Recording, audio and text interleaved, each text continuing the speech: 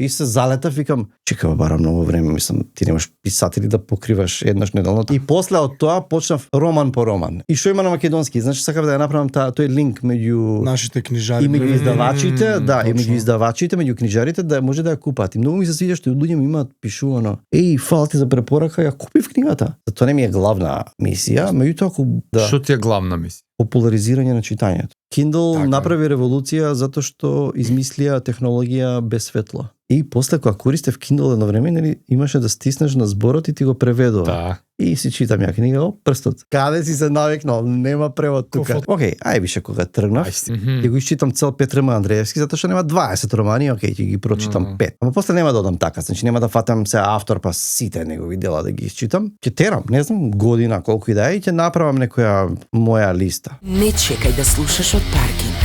Резервирај место на време на другастрана.мк. Джим Джефрис во живо во Скопје. БК15 кај братот апарел си имате 15% со нашиот код